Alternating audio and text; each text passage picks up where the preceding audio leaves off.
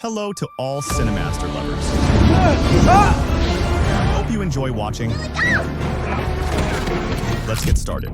The story of the movie begins in an orphanage, and we see a person who comes to visit the place named Daniel. So he greets the owner of the house, whose name is Sally. We know that Sally is a kind and affectionate person, and she deals with the children in a very good way. So Sally starts talking about the children, and during this time Daniel notices that there are new children coming to the orphanage. So he asks Sally about them. So she replied to him and said that 3 children have arrived during this period, and she said their story was different from other children. Now we get to know these children who have arrived. The first boy is named Billy, who cannot adapt to other children or talk to anyone at all. As for the second, she is a girl named Ellie, whose mother abandoned her when she was young, leaving her with a problem she could never overcome. The third is named Hoko, who always tried to control all the children in the orphanage to prove to himself and them that he was their king. At this point, Miss Sally spoke to him and told him that he needed to treat his peers well. At that moment, a little girl from the orphanage came to Daniel and asked him to tell them a story before leaving. Since Daniel was kind and loved them, he agreed to her request. The children gathered to listen to the story.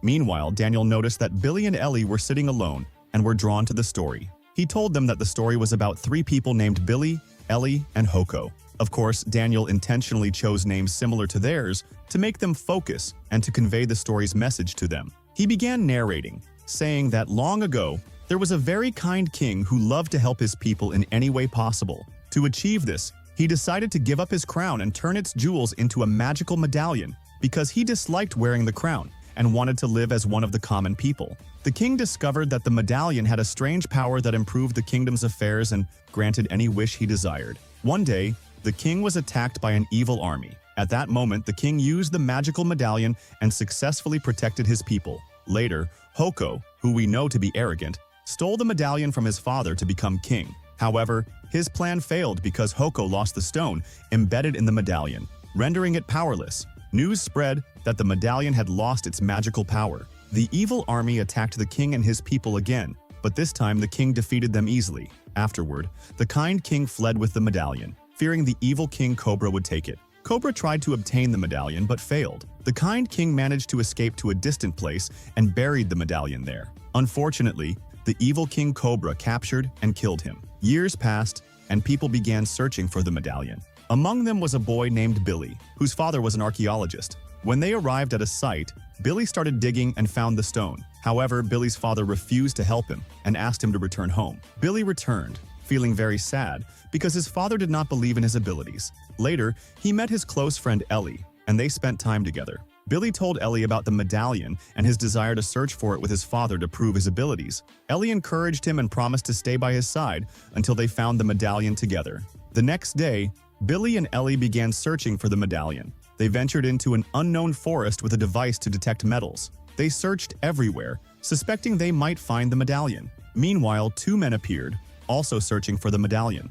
Billy discovered they worked for the evil King Cobra. Billy tried to protect himself from them by hiding until they lost track of him. Billy and Ellie resumed their search and, luckily, found the medallion before the men did. Unfortunately, the 2 men saw them holding the medallion. Billy and Ellie fled home. When they reached home, Ellie told Billy that he could prove himself to his father by showing him the medallion. Surprisingly, the magical stone Billy had found earlier was drawn to the medallion. They realized the stone, which Hoko had lost, belonged to the medallion and was in Billy's possession. Billy quickly decided to tell his father what had happened. When he arrived, he found that the 2 men had already reached their home, tied up his father, and threatened Billy to hand over the medallion. One of the men approached Billy to take the medallion, but Billy yelled loudly, wishing the situation had not escalated to this point. Shockingly, the medallion activated, granting Billy's wish and transporting him and Ellie back in time. Billy discovered that the medallion had taken them to a specific time to fix something that would prevent future evil. They arrived at a village, where the villagers approached them curiously.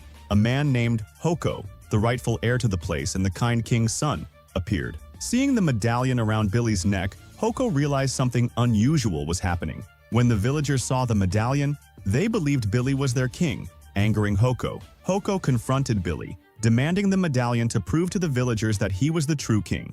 Billy refused, unaware of the disaster awaiting him. News of the medallion reached the evil King Cobra, who quickly marched with his army to the village to seize it. Cobra brutally attacked the villagers and eventually reached Billy and Ellie. He captured Ellie and threatened Billy, saying he would kill her if Billy did not hand over the medallion.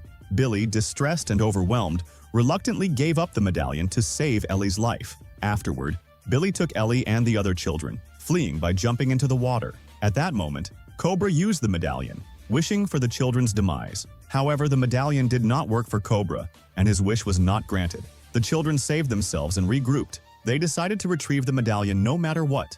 They continued living far from the village, planning their next move. One day, they met a wise man named Valika, and they told him the story from the beginning. Here, Valika realized that the children needed to return the medallion to prevent Cobra from using it for his evil deeds. Luckily for the children, Valika decided to help them. He told them, "You need to learn and acquire many skills." From then on, Valika began spending his time with them, teaching them combat skills. He was very attentive to them until each of them discovered their own talent, enabling them to overcome Cobra's power. Meanwhile, Cobra used the medallion again and ordered it to destroy the village, burn its inhabitants, and kill everyone in it. But surprisingly, the medallion did not fulfill his wishes. Cobra became furious, returned to his room, and threw the medallion on the ground.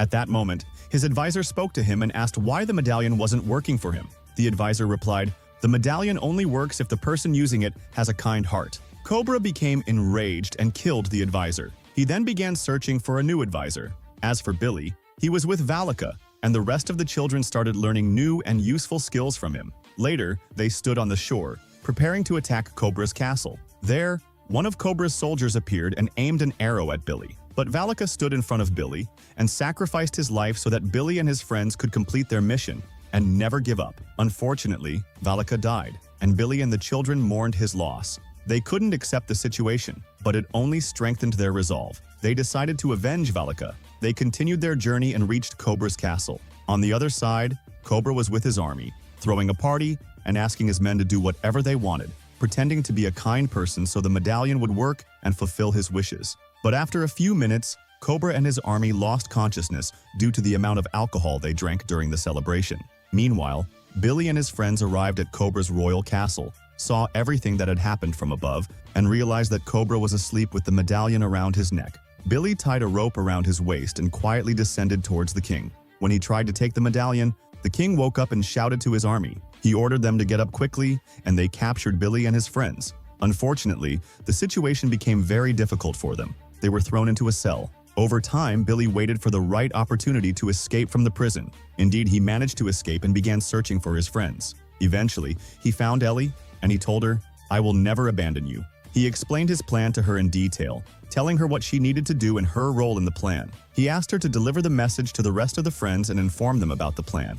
Over time, Billy's plan succeeded, and Ellie managed to free her friends and all the other captives in the same place. At that moment, they united to face Cobra's army. They seized the right moment, and a great battle broke out between them. Amidst the chaos, the medallion fell to the ground, and the magical stone emerged from it. Cobra rushed to grab the medallion, but fortunately, the magical stone was with Billy. Cobra then used his cunning plan and captured Ellie, threatening Billy that he would throw her into the pit of hell, a pit from which no one could ever escape. At that moment, Billy brought out the stone and began luring Cobra closer to the pit. Cobra underestimated Billy, thinking he was just a child who couldn't do anything. But to his surprise, Billy boldly attacked him and managed to push him into the pit of hell, getting rid of him forever. At that moment, Cobra's army turned against their king. One of them spoke to Billy, thanking him for freeing them from the tyrannical King Cobra. Days passed, the village returned to its normal state, and peace prevailed.